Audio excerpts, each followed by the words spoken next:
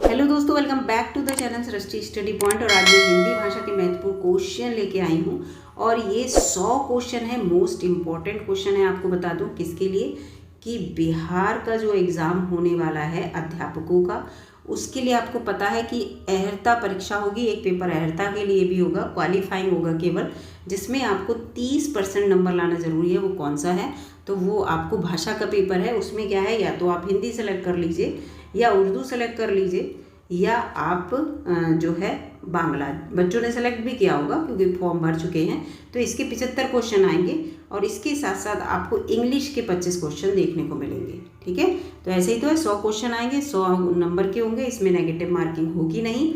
और आपको 30% नंबर लाने, यानी कि 30 क्वेश्चन आपके हर हाल में सही होने चाहिए, तभी आपका जो सेकेंड पेपर है सामान्य अध्ययन का, ठीक है, पीआरटी का तो सामान्य अध्ययन का ही है, और टीजीटी पीजीटी में तो उसमें सब्जेक्टिव भी आएगा, वो पेपर चेक होगा और उसी पेपर के बाद मेरिट बनेगी। ये केवल क्वालिफाइंग टेस्ट है, इसमें 30% नंबर लाने हैं। तो इसलिए मैं 100 क्वेश्चन लेके आई हूँ। ये इन 100 क्वेश्चन में आपके बहुत सारे क्वेश्चन एग्जाम में आपको देखने को मिलेंगे। और एक और वीडियो लेके आऊँगी जो कि हिंदी व्याकरण से रिलेटेड होगी।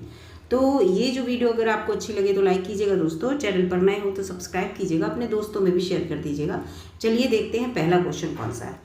पहला क्वेश्चन इसमें है कि उस लिपि का आपको नाम बताना है जिसे देवताओं की लिपि कहा गया, तो वो देवनागरी लिपि है। ठीक है, देवनागरी लिपि, ये बहुत इंपॉर्टेंट क्वेश्चन है। हिंदी साहित्य में हालावाद के प्रवर्तक किसे कहा गया, तो हरिवंश राय बच्चन जी को कहा गया। और हालावाद से ह से हालावाद, हा से हरिवंश राय बच्चन, ऐसे आप याद कर सकते हैं।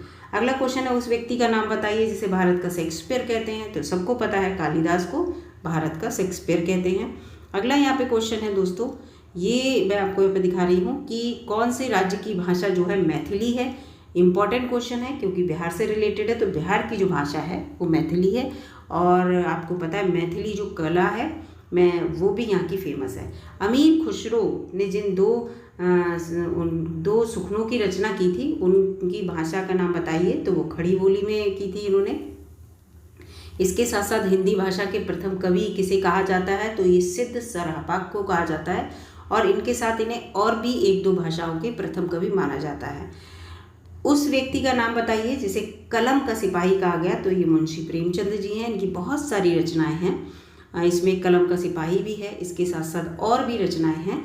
देवसेन की प्रसिद्ध रचना क्या है, तो ये श्रावकाचार है। 933 में माफ़ कीजिएगा, 933 में इसको लिखा गया था। और कुछ लोग इसको जो है हिंदी साहित्य की पहली रचना भी मानते हैं।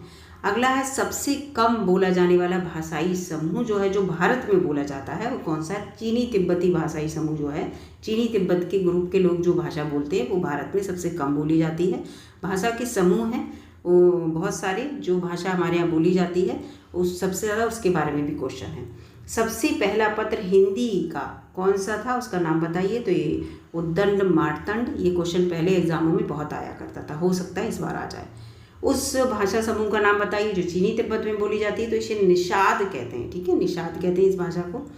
उस व्यक्ति का नाम बताइए जिसे पहला ज्ञानपीठ पुरस्कार मिला, पहला सुमित्रानंदन पंत जी है। अगला प्रश्न है यहाँ पर, प्रेमचंद की रचना का नाम बताइए। तो यहाँ पर मैंने एक रचना लिख दी है, पंच परमेश्वर। उनकी तो बहुत सारी ऐसी रचनाएं हैं प्रसिद्ध, आप चाहें और रचनाएं भी लिख सकते हैं। सबसे अधिक बोला जाने वाला भाषाई समूह भारत में कौन सा है, देखो आगे क्वेश्चन ये। तो इंडो आर्यन जो समूह है वो सबसे ज़्यादा भारत में बोला जाता है।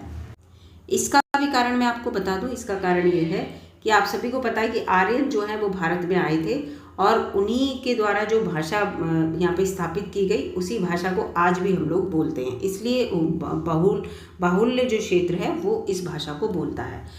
किस रचना के लिए रामधारी सिंह दिनकर जी को पुरस्कार मिला, तो उर्वशी के लिए इन्हें पुरस्कृत किया गया था। किस जगह पर अटल बिहारी वाजपेयी हिंदी विश्वविद्यालय, ठीक है, इसकी स्थापना की जा रही है, तो भोपाल मध्य प्रदेश में इसकी स्थापना की जा रही है। कितने प्रमुख वर्गों में बांटा गया है भारतीय भाषाओं को, तो 4 वर्गों में, जो अभी बताया था पूरे ग्रुप हैं। जैसे जो इसके साथ साथ अभी जो बताया था मैंने, इंडो आर्यन है और भी जो भाषाएं हैं, उन सबको लेकर 4 भागों में बांटा गया है। ठीक है, अगला प्रश्न है, देश का पहला राष्ट्रीय हिंदी संग्रहालय पूछ रहे हैं। राष्ट्रीय संग्रहालय नहीं, केवल राष्ट्रीय संग्रहालय पूछेंगे तो दिल्ली में है। राष्ट्रीय हिंदी संग्रहालय जो है वो आगरा में है। अगला प्रश्न है यहाँ पर, भारत के प्रथम राष्ट्र कवि का नाम बताइए, तो वो मैथिली शरण गुप्त जी हैं। अगला है पहला एकांकी हिंदी जो नाटक होता है वो कौन सा है, वो है एक घूंट। कितने कालखंड में विभाजित है हमारा हिंदी साहित्य का इतिहास, तो आदिकाल, भक्तिकाल, रीतिकाल और आधुनिक काल, 4 कालों में ये विभाजित है। ये किस भाषा में लिखा गया है इसके बारे में पूछा जा रहा है यहाँ पर। ऐसे आपके पास क्वेश्चन आ सकते हैं, इसलिए मैं आपसे कह रही हूँ कि इस तरह के जो क्वेश्चन है उसको एक बार फिर से आप कहीं मिले तो देख लीजिएगा। आपको दोहा दिया जा सकता है और पूछा जाएगा कि कौन सी भाषा में है। एक नार पिया को भानी, तो ये ब्रज भाषा में लिखा हुआ है, ठीक है, इसीलिए क्वेश्चन मैंने रखा है। संविधान में कितनी भाषाओं को राजभाषा की मान्यता मिली है, most important, most common, GK के पर्पज से भी 22 भाषाएं हैं, ठीक है। और इससे रिलेटेड एक वीडियो चैनल पर है कि मूल संविधान में जब हमने संविधान अपनाया था तब कितनी भाषाएं थी और बाद में जोड़ी गई हैं 3 संविधान संशोधन के द्वारा। उस व्यक्ति का नाम बताइए जो हिंदी गद्य के प्रतिष्ठापक क्यों कहे जाते हैं, तो आचार्य महावीर प्रसाद द्विवेदी को हिंदी गद्य का प्रतिष्ठापक कहा जाता है, यानी कि प्रतिष्ठा मेंटेन की इन्होंने। अगला है हिंदी के सबसे पहले दैनिक समाचार पत्र, ठीक है, वो पत्र था केवल उद्दंड मार्तंड, ये दैनिक समाचार पत्र है, तो ये सुधा वर्षा है, 1854 में ये सबसे पहले छपा था। किस भाषा में रानी केतकी की कहानी लिखी है, तो खड़ी बोली में, तो यहाँ पर आपको दिख रहा है ये। अगला है अपभ्रंश के योग से राजस्थानी भाषा का जो साहित्यिक रूप बना उसे क्या कहा जाता है, नाम बताइए, तो डिंगल भाषा कहा जाता है। अपभ्रंश को जोड़ने के बाद राजस्थानी भाषा का साहित्य रूप बना था। हिंदी की पहली पत्रिका, देखो ये केवल पत्रिका आ गई, वो पत्र है, फिर उसके बाद कंफ्यूज मत होइएगा बिल्कुल, वो पत्रिका आ गई, ये दैनिक समाचार पत्र है और वो पत्र था, ठीक है, जो उद्दंड मार्तंड, ये संवाद कौमुदी है, पहली पत्रिका, ठीक है। वर्णमाला में कितने स्वर्ण और व्यंजन होते हैं, चाहे सम स्वर कह लो चाहे उन्हें व्यंजन कह लीजिए, तो जो हैं वो 11 स्वर और 33 व्यंजन होते हैं। अगला है किस सन में देवनागरी लिपि को राष्ट्रीय लिपि के रूप में स्वीकार किया गया था, तो 14 सितंबर 1949 को किया गया था और इसीलिए हिंदी दिवस हम 14 सितंबर को मनाते हैं। देखो आगे क्वेश्चन, हिंदी दिवस हम कब मनाते हैं, 14 सितंबर को। महादेवी वर्मा की किस रचना के लिए उन्हें ज्ञानपीठ पुरस्कार मिला था, तो यामा के लिए उन्हें ज्ञानपीठ पुरस्कार मिला था। उस लेखक का नाम बताइए जिसने मैला आंचल उपन्यास लिखा, इंपॉर्टेंट क्वेश्चन ये आता है, फणीश्वर नाथ रेणु ने ये लिखा। और ये हिंदी, जो बच्चे हिंदी यूपीएससी वगैरह की हिंदी की तैयारी करते हैं तो इसमें ये मैला आंचल उपन्यास से रिलेटेड क्वेश्चन भी आते हैं। सबसे अधिक लोग कौन सी भाषा बोलते हैं भारत में, तो हिंदी बोलते हैं, ये कॉमन सा है। उस व्यक्ति का नाम बताइए जिसे हिंदी खड़ी बोली का जन्मदाता कहा जाता है, तो भारतेंदु हरिश्चंद्र जी को कहा जाता है। आधुनिक युग के समय में मीरा किसे कहा गया, तो महादेवी वर्मा जी को मीरा कहा गया था। सबसे पहली कहानी हिंदी साहित्य की कौन सी है, तो इंदुमती है। कौन सी है, इंदुमती। उस देश का नाम बताइए जहाँ पर विश्व में सबसे अधिक भाषा बोली जाती है, सबसे अधिक तरह की भाषा बोली जाती है, ये कह सकते हैं। तो भारत में विभिन्न प्रकार की भाषाएं बोली जाती हैं, वैसे भी विविध प्रकार का हमारा देश है ये। किस अनुच्छेद के अनुसार हिंदी भाषा जो है भारत की राजभाषा है, तो अनुच्छेद 343। ये जीएस के लिए भी इम्पोर्टेंट है ना। प्रथम महाकाव्य, ये देखिए महाकाव्य आ गया, किसे कहा गया, और हिंदी भाषा का नाम बताइए इसमें, तो पृथ्वीराज रासो, रापे आकर डंडा लगेगा, रासो ऐसे लिखा जाएगा, और ये चंद्रवरदाई की रचना है। अगला है किस बोली के निकट बंगारू बोली है, तो खड़ी बोली के निकट में बंगारू बोली है सब। और पूरा जो बोली है इनका उद्गम और कितनी बोलियाँ, ये सब पढ़ लीजिएगा। और वैसे ही मैं एक वीडियो भी बनाऊंगी पूरा उसका चार्ट लाके। सबसे पहले हिंदी के गीत लेखक देखिए का नाम बताइए, तो विद्यापति हैं ये गीत लेखक के। हिंदी का सबसे पहला उपन्यास किस व्यक्ति ने लिखा था, तो श्रीनिवास दास ने लिखा था। अगला है हिंदी का सबसे पहला उपन्यास, ये उपन्यास आ गया, तो ये परीक्षा गुरु है, और जो कि किसने लिखा, श्रीनिवास दास जी ने लिखा। उस व्यक्ति का नाम बताइए जिसे हिंदी में आशु लिपिक का जन्मदाता कहा जाता है, तो वो राधेलाल द्विवेदी। आशु लिपिक का मतलब समझे, जो टाइपिंग से रिलेटेड है। अज्ञे का पूरा नाम क्या है, जो अज्ञे जो वो हैं लेखक, तो सच्चिदानंद हीरानंद वात्सायन अज्ञे। अज्ञे ने आगे की तरफ लगा रखा है, जो जैसे कवि लोग लगा लेते हैं। कितने कांड हैं रामचरितमानस में, तो 7 हैं। और इस टाइप के क्वेश्चन आपको देखने को मिलेंगे, एग्जाम में आते हैं। किसके विकास में, यहाँ पे देखिए पूरा लिखा है, किसके विकास में अग्रणी भूमिका निभाई थी अमीर खुसरो ने, तो खड़ी बोली में, ठीक है, खड़ी बोली के विकास में। फिर यहाँ पे क्वेश्चन आ रहा है, उस साहित्य का नाम बताएं जो भारत दुर्दशा के रूप में हिस्सा है। तो नाटक साहित्य जो है वो भारत की दुर्दशा के बारे में नाटकों में पता चलता है। उस राज्य का नाम बताइए जहाँ पर कोंकणी भाषा बोली जाती है। तो आपको पता कोंकण तट कहाँ पर है, महाराष्ट्र और गोवा में, तो वहीं पर कोंकणी भाषा बोली जाएगी। उस व्यक्ति का नाम बताइए जिसे अतीत के चलचित्र का रचयिता कहा जाता है। तो महादेवी वर्मा है अतीत के चलचित्र, इनकी बहुत सारी रचनाएं, उन्हें पढ़ लीजिएगा। राजकीय भाषा क्या है आंध्र प्रदेश की, तो तेलुगु है आंध्र प्रदेश की, सबकी राजकीय भाषा भी पढ़ लीजिएगा। प्रधान रस के रूप में किस रस को मान्यता मिली है, रामचरितमानस में नाम बताइए। तो रामचरितमानस में भक्ति रस सबसे ज़्यादा प्रधान है।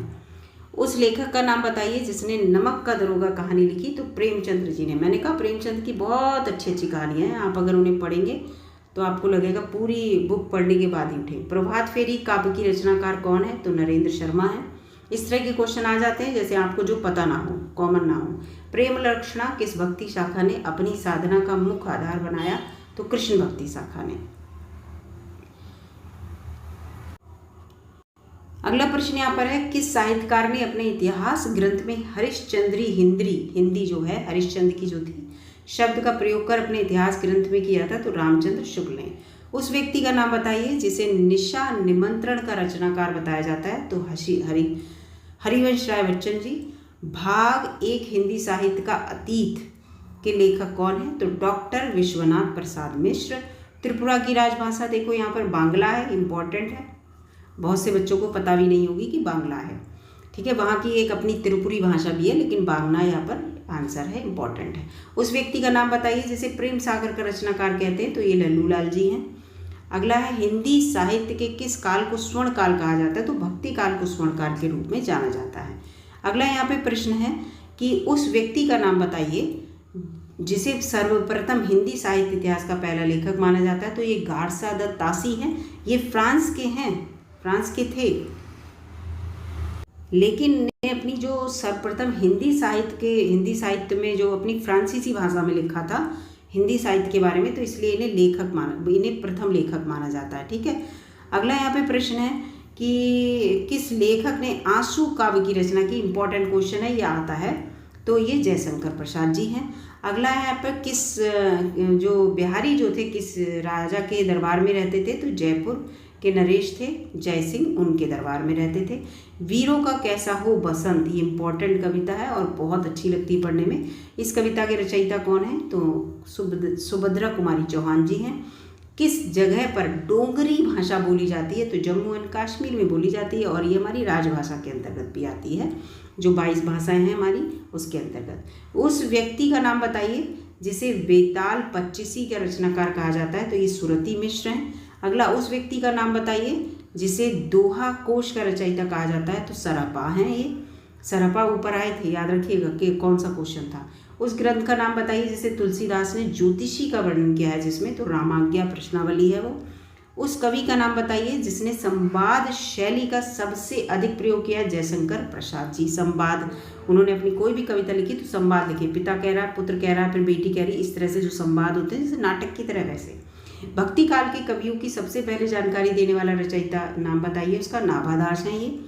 पद्मावत की रचना किसने की थी, तो ये मलिक मोहम्मद जायसी ने की थी। कॉमन सा क्वेश्चन है।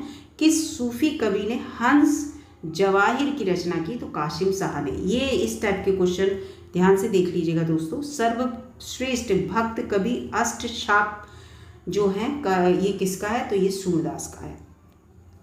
किस राज्य की राजभाषा अंग्रेजी है, तो नागालैंड की। क्वेश्चन एक बार पहले भी आ चुका है, आप पिछली कोई भी वीडियो देखेंगे। नागालैंड की याद रखिएगा, राजभाषा अंग्रेजी है। किससे संबंधित होती है आंचलिक रचनाएं, तो क्षेत्र विशेष से संबंधित रहती हैं कि इस आंचलिक क्षेत्र में ये रचना होगी, इस आंचलिक क्षेत्र में। आंचलिक का मतलब ये है कि एक लिमिटेड जगह, ठीक है। प्रवर्तक छायावाद के नाम से किस व्यक्ति को जाना जाता है, तो ये जयशंकर प्रसाद हैं। जैनेन्द्र ने किस उपन्यास की रचना की, तो ये परख की थी। किस प्रकार का ग्रंथ कामायनी है, ठीक है। कामायनी किस प्रकार का ग्रंथ है, तो एक महाकाव्य है ये जो कामायनी है। किस रचना की सबसे अधिक टीकाएँ लिखी हैं? तो बिहारी सतसई की सबसे अधिक टीकाएँ लिखी। टीका का मतलब क्या होता है? दूसरे रचनाकार अपनी भाषा में उसको कन्वर्ट कर लेते हैं, वो होती है टीकाएँ। टीकाएँ भी कहते हैं बहुत से लोग। ठीक है, अगला यहाँ पे क्वेश्चन है कि उस व्यक्ति का नाम बताइए जिसने मेरी यूरोप यात्रा लिखी। तो ये राजेंद्र प्रसाद जी की रचना है। किस तरह के कवि सूर्यकांत त्रिपाठी निराला जी माने जाते हैं? तो क्रांतिकारी टाइप के ये कवि थे। इनकी जो रचनाएं थी उनमें क्रांति की झलक मिलती थी। किस व्यक्ति को पल्लव का रचयिता माना जाता है या कहा जाता है या हैं, डेफिनेटली हैं? तो वो सुमित्रानंदन पंत जी हैं। किस भाषा का शब्द उर्दू है? यानी कि उर्दू किस उसका है? तो ये तुर्की भाषा का शब्द है उर्दू। किस लिपि में देवनागरी लिपि का विकास हुआ? तो ब्राह्मी लिपि से हुआ है देवनागरी लिपि का। अरबी फारसी में खड़ी बोली का रूप है उर्दू भाषा। अरबी और फारसी और बिल्कुल उसमें मिली हुई है और उर्दू भाषा और खड़ी भाषा की तरह बोली जाती है। झरना के रचयिता जयशंकर प्रसाद। ठीक है, कवि भूषण जो थे वो कौन सा रस लिखते थे? वीर रस में लिखते थे। ठीक है, रस है, रस पढ़ लीजिएगा। ठीक है, सुहाग के नुपुर किसने लिखी है? तो ये अमृतलाल नागर ने लिखी है। किस व्यक्ति को पृथ्वीराज राजो का रचनाकार कहा जाता है? ऊपर भी आया था, चंद्रवर दाई को। ठीक है, चिंतामणि की किसने रचना की है? तो रामचंद्र ने। केरल राज्य की देखो राजकीय भाषा आ गई, केरल की अलग है, मलयालम है, जबकि केरल की आदमी सोचेगा भी नहीं। ठीक है, और जो बिहारी थे वो किस काल के कवि थे? तो वो रीतिकाल के कवि थे। इसके साथ साथ किस कवि को ये कहा जाता है कि इन्होंने गागर में सागर का काम किया है भरने का, यानी कि एक छोटी सी गागर में पूरा सागर भर लिया है, यानी कि अपनी छोटी सी बात में बहुत बड़ी बात कह दी कहते हैं। तो ये बिहारी लाल जी हैं। ठीक है, शिवा बावनी के रचनाकार कौन है? तो ये भूषण है। अगला आ गया रस मीमांसा, रस सिद्धांत से संबंधित बुक है। रस मीमांसा रस सिद्धांत से संबंधित बुक है। इसके लेखक जो हैं वो आचार्य रामचंद्र शुक्ल जी हैं। सबसे लोकप्रिय अवधी भाषा का महाकाव्य इम्पोर्टेंट है। ठीक है, तो ये रामचरितमानस है। फिर है प्रेमचंद्र के अधूरे उपन्यास का नाम बताइए। मंगलसूत्र, मोस्ट इम्पॉर्टेंट क्वेश्चन है ये मंगलसूत्र। किस रस के कवि माने जाते हैं? रामधारी सिंह दिनकर जी। तो ये वीर रस के कवि माने जाते हैं। तो यहाँ पर मैंने आपको कम टाइम में 100 क्वेश्चन बताए दोस्तों, और ये सारे ही क्वेश्चन दोस्तों बहुत इंपॉर्टेंट हैं, आपको खुद भी लग रहे होंगे। तो वीडियो अगर आपको अच्छी लगी है दोस्तों तो लाइक कीजिएगा, और चैनल पर नए हों तो प्लीज़ सब्सक्राइब करके ही जाइएगा दोस्तों। रेड कलर का बटन है, उसे बस क्लिक करना है और दोस्तों में शेयर भी कर दीजिएगा। तो ये है मोटिवेशन मिलता है, फिर सोचती हूँ कि अच्छी से अच्छा आपको जो है कंटेंट दे पाऊँ, आपका एग्ज़ाम अच्छा हो पाए, और आपका जो भी ये लोग वीडियो देख रहे हैं उन सब के लिए एक एक सीट जो है गवर्नमेंट जॉब की मिल जाए। तो मिलती हूँ आपसे अगली वीडियो में, तब तक के लिए नमस्कार दोस्तों।